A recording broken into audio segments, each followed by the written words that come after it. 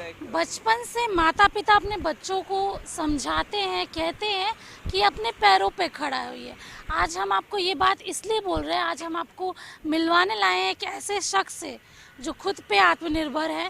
कहने को तो दिव्यांग है, लेकिन उनका जो काम है वो आत्मनिर्भर होने की कहानी है और लाखों लोगों के लिए प्रेरणादायक है। आपको हमने कई ऐसी कहानी और भी दिखाई थी, चाहे वो आत्मनिर्भर चाय वाली हो या बीबीए मैगी वाला।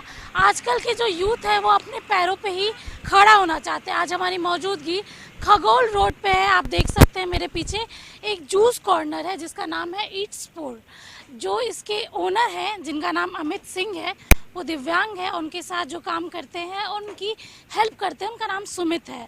आज हम इनकी कहानी, इनकी ज़ुबानी ही जानने आए हैं, क्योंकि बहुत ज़रूरी है लोगों को एक प्रेरणा देना, क्योंकि एक छोटी सी शुरुआत है, एक छोटी सी पहल है, लेकिन बात करना बहुत ज़रूरी है और लोगों तक इनका संदेश पहुंचाना ज़रूरी है। पहले तो मैं आपको दुकान दिखाना चाहूँगी। छोटी सी दुकान है, फैसिलिटीज़ काफ़ी हैं, ऑनलाइन पेमेंट आप यहाँ पे कर सकते हैं। और ये इसका बैनर है, आप बैनर की तरफ देखिए, बैनर भी काफ़ी क्रिएटिव है। गर्मी का टाइम है, लोग जूस पीने आते हैं और हमेशा ही चाहते हैं कुछ ठंडा पिए। तो जूस का बिजनेस तो अलग बात है, लेकिन जिस तरीके का आत्मनिर्भर की कहानी है हम वो सुनाने जाएंगे। सबसे पहले अमित जी, आप अपने बारे में बताइए। अमित का नाम बचपन से ही एक्चुअली ये सुन बोल नहीं सकता है। तो एक्चुअली जब शुरू से अभी अभी आ रहा है तो एजुकेशन इसके लिए प्रायोरिटी था शुरू से। मतलब पढ़ाई लिखाई ऐसा, मतलब स्कूल जाना, हर चीज़ के लिए एक्टिव रहता था। तो अभी इसको अभी जस्ट रिसेंटली, मतलब इसका 3-4 साल पहले ग्रेजुएशन भी कंप्लीट हुआ है। लेकिन प्रॉब्लम क्या हुआ, जहाँ से ये ग्रेजुएट कर रहा था, ग्रेजुएशन का, वहाँ पे बहुत प्रॉब्लम्स होता था, मिसकम्युनिकेशन होता था, तो वो डिग्री कंप्लीट नहीं हो पाए। इनका 1 साल का ट्रेनिंग प्रोग्राम भी था जहाँ मलेशिया के लिए गए थे। तो हाँ, तो उस समय फिर कोविड आ गया, तो ऑल ऑफ ए सडन इनको वापस आना पड़ गया। लेकिन इस पूरे दौरान इनके पास कुछ करने के नहीं, बिकॉज इनके पास अपॉर्चुनिटी, ऐसे बच्चों के पास अपॉर्चुनिटी ही कितना है। तो हमसे डिस्कस कर रहे थे, भैया क्या करें, एचएम किए हैं, होटल मैनेजमेंट किए हैं, तो क्या कर सकते हैं ऐसा बेस्ट। और हमने मतलब 1-2 साल पहले ये कैफ़े स्टार्ट किया था, लेकिन वो चला नहीं, कोविड के कारण हेवी लॉसेस हो गया। तो जब ये कि हम इससे डिस्कस कर रहे थे तो पता चला कि ऐसा कुछ कर सकते हैं जहाँ पे जूसेस और शेक एक क्रिएटिव मार्केट है, एट द सेम टाइम ये इसका हैंड्स ऑन था उसमें।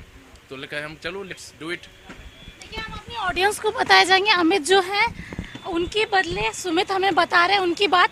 हम दुकान के अंदर भी चलते हैं, दुकान के अंदर का नज़ारा भी देखते हैं और बात करना बहुत ज़रूरी है, क्योंकि क्रिएटिव है और लोगों को प्रेरणा दे रहा है। प्रेरणादायक कहानियों को हम हमेशा ही दिखाते हैं। आप अंदर आ सकते हैं, आप अंदर का एक बार नज़ारा देखिए। एक नॉर्मल जूस स्टॉल में जो होता है वो सारी चीज़ें हैं, लेकिन हम कहानी जानने आए हैं। तो सुमित, ये आइडिया कैसे आया कि जूस कॉर्नर खोलना है? एक्चुअली ये बहुत लंबे समय तक दिल्ली में था, तो क्योंकि उसकी कॉलेज वहीं पे थी, ग्रेटर नोएडा में। तो जब वहाँ पे देखता तो हम लोग भी हैंग आउट के लिए सीपी पे जाते थे, कनॉट प्लेस है वहाँ पे, अदर प्लेसेस है, साकेत है वहाँ पे, तो जाते थे वहाँ पे, देखते थे कि ऐसा एक माहौल है जहाँ 1-to-1 और एक गैदरिंग के लिए लोग भी मतलब आते हैं, जहाँ पे शेक एंजॉय करते हैं, लाइट फूड एंजॉय करते हैं, जैसे आपका सैंडविचेस हो गया, बर्गर हो गया, जो कि हम लोग आने वाले समय में ऐड करेंगे। लेकिन ये पूरा का पूरा आइडिया इनका था, वहाँ से आया था। इन्होंने बोला कि अभी पटना में क्या कर सकते हैं, पटना में ऐसा क्या कर सकते हैं जो छोटे से कम कैपिटल इन्वेस्टमेंट के साथ क्या कर सकते हैं। तो ये जूस और मिल्क शेक का इन्होंने आइडिया दिया मुझे। लोगों का रिस्पांस कैसा है अमित के कैफे, मतलब ये जूस कॉर्नर प्यार करते हैं लोग बहुत अच्छा रिस्पांस देते हैं। और at the same time just because ये सुन बोल नहीं सकता, तो थोड़ा सा चैलेंजेस होता है, क्योंकि कम्युनिकेशन प्रॉब्लम होती है। लेकिन क्या है ना कि हमने पूरा एक नोट बना रखा है जहाँ पे वो जो भी मेन्यू चाहिए, टेम्पररी है अभी, उसको हम लोग प्रॉपर में कन्वर्ट करेंगे। लेकिन क्या है कि वहाँ से वो एक्सप्लेन कर देते हैं क्या चाहिए। जहाँ तक कैश करा तो आज पेटीएम है, आज के पेटीएम के ज़माने में तो कैश काउंट करने की ज़रूरत नहीं है। फिर उसके बाद अगर कैश रहा भी तो वो पूरा चीज़ अपने आप वो हैंडल कर लेता है, जिसके मतलब मुझे इन्वॉल्वमेंट, मेरा इन्वॉल्वमेंट नहीं चाहिए होता है वहाँ पे। तो ये ऑल सारा काम यहाँ पे, वेदर वो बनाना हो, वेदर वो फूड प्रिपेयर करना हो, लाना हो, क्या लाना है, कितना घट गया, ये सब ये नोट तैयार करता है। नोट तैयार करते हैं, आप इनके सहयोगी बन के बताते हैं। इनफैक्ट ये मेरे साथ रोज नया नया रेसिपी शेयर करता है। आप देखेंगे तो नया, अभी जैसे मेयोनीज चीज़ सैंडविच है, इन्होंने पूरा अपना बना रखा है। मेरे को ये बोलेगा कि भैया मेरे को ये चीज़ चाहिए, तो मैं ये ला के इनको प्रोवाइड करता हूँ। फिर सुमित, ये तो अमित की कहानी हुई, आप इनसे इतना जुड़ाव रखते हैं, मतलब क्या रिश्ता है? मेरा छोटा भाई है ये। हाँ जी। तो शुरू से जब देखिए हमारे लिए क्या है ना कि सोसाइटी बहुत इजी है, एक काइंड ऑफ इजीनेस तो है हमारे लिए, लेकिन इनके लिए क्या है, इनको मिसट्रीट भी होना पड़ जाता है जस्ट बिकॉज वो सुनते बोलते नहीं है। दूसरा क्या है ना कि कोई प्रॉपर एजुकेशन फैसिलिटीज़ बिहार में है नहीं। बिहार में क्या प्रॉपर इंडिया का बात करें तो वहाँ भी नहीं है। तो अभी इनके क्या, इनको नॉर्मल स्कूल में हम लोग डाले पढ़ाई लिखाई के लिए, 10th तक यहाँ पे पीजीएस से इन्होंने अपना स्कूलिंग किया। उसके बाद हायर एजुकेशन के लिए क्लास 12th के लिए तो इंदौर भेजा, जहाँ पे इनकी संस्था थी जहाँ पे ऐसे बच्चों को पढ़ाई किया जाता था। उसके बाद में हमने कॉलेज भेजा, लेकिन कॉलेज जाने के बाद क्या हुआ कि वो गैप इतना बड़ा हो गया ना, वो कम्युनिकेशन इतना बड़ा चैलेंज हो गया इनके लिए कि वहाँ के बच्चे वहाँ की जो फैसिलिटीज़ थी मैनेज नहीं कर पा रही थी, कोप अप नहीं कर पा रहे थे। और थोड़ा सा क्या कि वहाँ पे क्या है कि मिसट्रीट भी होने लगा। तो मैंने बोला कि देखो, नॉलेज इज समथिंग एल्स और degree is something else. Knowledge अगर होगा, स्किल्स होगा, तो तुम कहीं भी सर्वाइव कर जाओगे। इस बात को ये समझा और अपने स्किल्स पे काम करने लगा।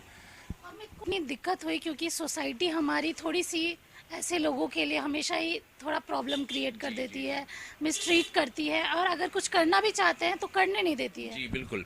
या आप एक छोटा सा एग्जांपल लीजिए, जैसे यहाँ पे क्या होता है ना, बहुत सारे लोग आते हैं रैंडम। अब हमें भी नहीं पता कौन से लोग क्या हैं, क्या माइंडसेट है उनका।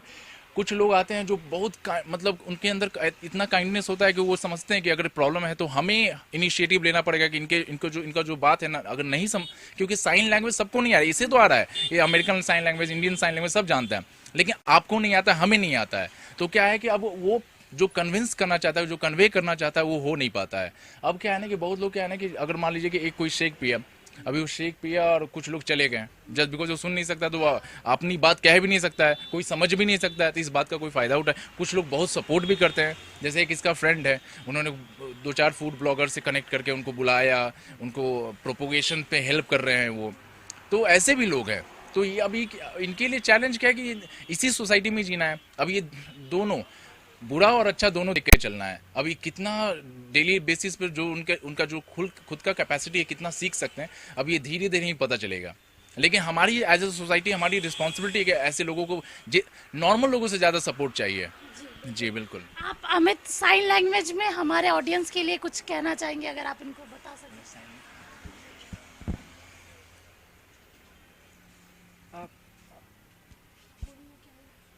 मेरा नाम अमित सिंह है,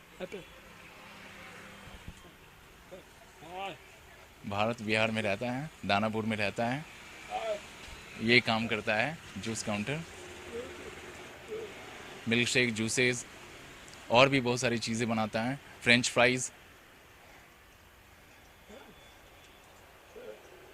सोचा कैसे कैसे क्या क्या ऐड ऑन करे, तो डेली बेसिस पे सीखता रहा वो, फिर नया नया ऐड करता रहा, फिर रोज़ नोट डाउन करता था कि क्या कमी है, क्या ऐड ऑन होना चाहिए। अच्छा सुमित, मुझे ये आखिरी सवाल है मेरा। इनके जैसे लोगों को बहुत दिक्कत होती है, कहीं ना कहीं हार मान जाते हैं, कहीं गलत रास्तों में भी चले जाते हैं। मैं अमित से जानना चाहूँगी कि अपने जैसे लोगों को ये क्या संदेश देना चाहते हैं। आप इनकी बात कम्युनिकेट जी जी बोल रहे हैं, हमारे दोस्त हैं।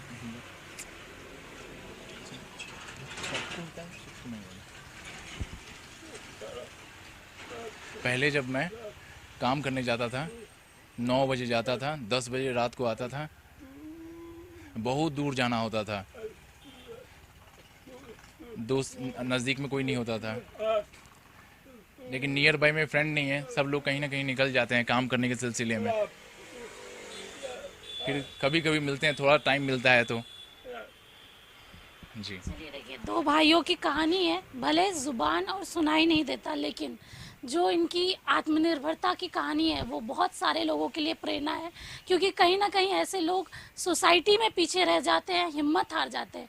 तो सुमित और अमित जैसे लोग, उन लोगों के लिए प्रेरणा है कि अब हार नहीं मानिए, आप अपनी बातों को रखिए, अपनी मेहनत से। मेहनत का कोई शॉर्टकट नहीं होता, आपको मेहनत करेंगे तो सफलता ज़रूर मिलेगी। और आपको ये स्टोरी कैसी लगी ज़रूर बताएं। स्नेहा गुप्ता की रिपोर्ट, कैमरामैन राजेश के साथ। धन्यवाद।